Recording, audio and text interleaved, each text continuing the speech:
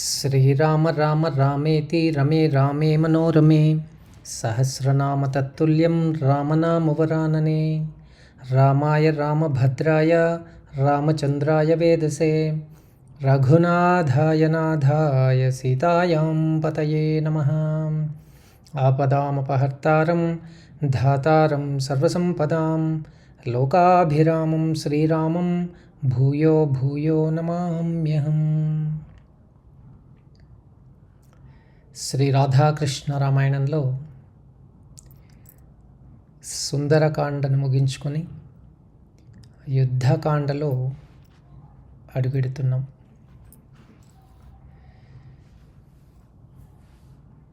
శ్రీ రాధాకృష్ణ రామాయణం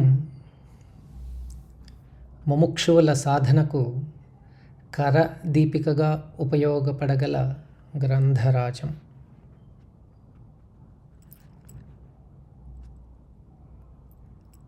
ఇక కథలోకి వెళ్తే,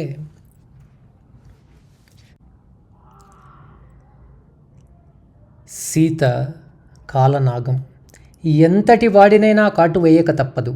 రాముడు ధర్మానికి రూపం, కార్యములందు నేర్పరి. అతని బాణాలను ఎదిరించే శక్తి ఎవరికీ లేదు, తుదకు బ్రహ్మకు కూడా. ఇక లంకాధిపతి కామవశుడు, వ్యసనాలకు బానిస, తొందరపాటుతనం అతని గుణం. అతని అనుచరులకు రాజాభిమానం కలదు, కానీ సత్యమును తెలిపే ధైర్యం లేనివారు. డూడు బసవన్నలు, హితుడైన సేవకుడు రాజునకు యథార్థాన్ని వివరించి ఆపద నుండి కాపాడాలి. కావున రామయ్యకు సీతను అర్పించి లంకను కాపాడుకోండి, లంకతో పాటు మిమ్మల్ని కూడా కాపాడుకోండి అంటూ మరొక్కసారి హితాన్ని పలికాడు విభీషణుడు. విభీషణుని మాటలకు అడ్డుపడ్డాడు ఇంద్రజిత్తు, రావణుని పుత్రుడు. పరాక్రమవంతుడైన రావణాసురుని తమ్ముడు బేలపు పలుకులను పలకవచ్చునా అన్నాడు. దేవేంద్రుని ఓడించిన నేనుండగా రామునికి భయపడుట ఎందుకు అన్నాడు ఇంద్రజిత్తు. కుమారా, నీవు బాలుడవు, బుద్ధి పరిపాకము లేనివాడవు, సాహసివే, కానీ బుద్ధి సూక్ష్మత లేదు, వినయం లేని మూర్ఖుడవు నీవు. రాముని యొక్క బాణముల వేడి వాడి నీ తండ్రికే తెలియదు, నీకెట్లు తెలియగలదు? కావున సీతను రామునికి అర్పించుటే మంచిది అన్నాడు విభీషణుడు. విభీషణుని హితవచనాలు రావణాదులకు విషతుల్యములైనవి. వారందరూ విభీషణుని తోలనాడారు, అవమానించారు. దానితో విభీషణుడు లంకను వీడి రాముని శరణు పొందాడు. రాముడు తన్ను శరణు కోరిన విభీషణుణ్ణి ఆదరించాడు. సందేహించిన వానరవీరుల మాటలకు అడ్డు వచ్చి విభీషణుడు శత్రుపక్షం వాడైనా మంచివాడు, దుష్టభావం లేనివాడు అన్నాడు. అశంకితమతి స్వస్థో న శటః పరిసర్పతి న చాస్య దుష్టావాగస్తి తస్మాన్మే నాస్తి సంశయః.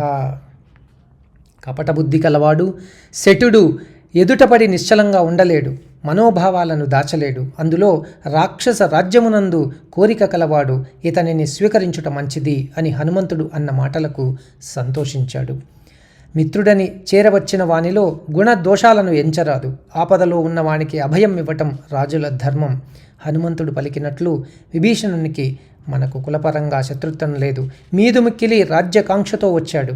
అంతేకాదు, ఆర్తోవా యదివాదృప్తః పరేషాం శరణంగతః అరిహి ప్రాణాన్ పరిత్యజ్య రక్షితవ్యః కృతాత్మనా.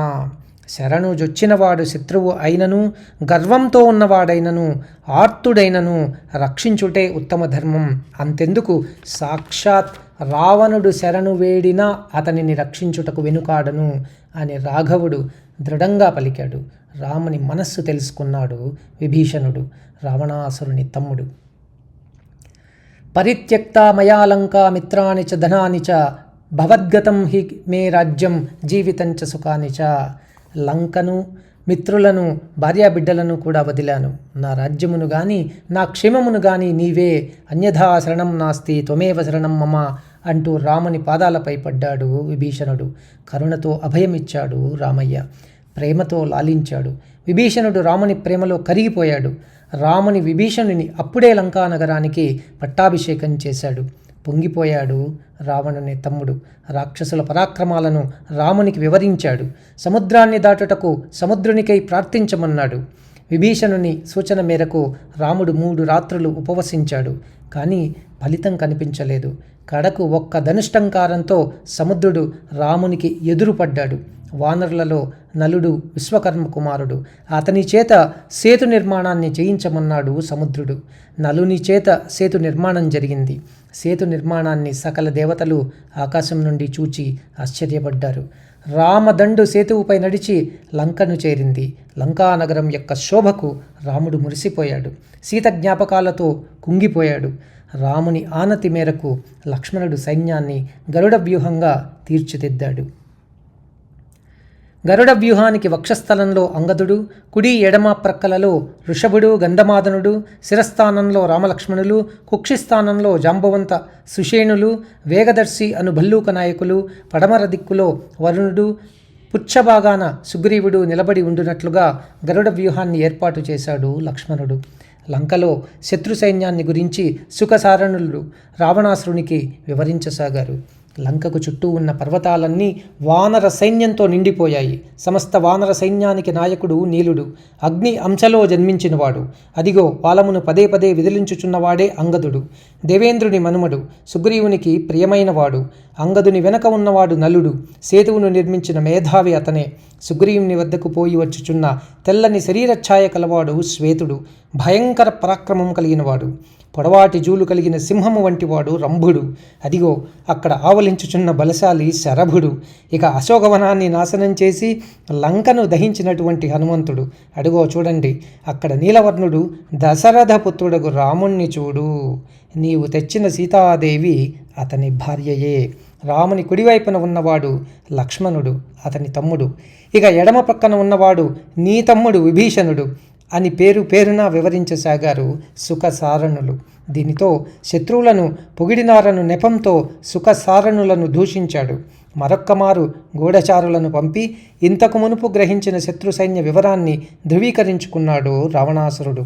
ఇక యుద్ధం చేయుట లేక సంధియ అనే మీమాంసలో పడ్డాడు. కానీ రావణాసురుడు సీతపై వ్యామోహాన్ని వదులుకోలేకపోతున్నాడు. అటు సత్యాన్ని సమ్మతించలేకపోతున్నాడు. సత్యాన్ని అంగీకరించుటకు అహంకారం, ఆభిజాత్యం అడ్డుగా ఉన్నాయి. అదే రాక్షస మాయ. మాయా నిర్మాణంలో నేర్పరి విద్యుజ్జిహ్వుడు. మాయారాముని శిరమును ధనుర్బాణాలను తయారు చేయమన్నాడు లంకాధిపతి. అశోకవనాన్ని చేరుకున్నాడు. దీనురాలగు సీతమ్మను చూచి గద్దించి పలికాడు. ఎవరి కొరకు తపించిపోతున్నావో, ఎవరిని నమ్మి ఇన్ని రోజులు ప్రాణాలను నిలుపుకున్నావో ఆ రాముడు నేడు ప్రహస్తుని చేతిలో మరణించాడు. ఇవిగో అతని శిరోబాణాలు. ఇకనైనా మొండితనం మాని నన్ను చేరు అన్నాడు కర్ణ కఠోరంగా రావణాసురుడు. రాముని శిరోబాణాలను చూచింది సీతమ్మ. దుఃఖంతో మూర్ఛపోయింది.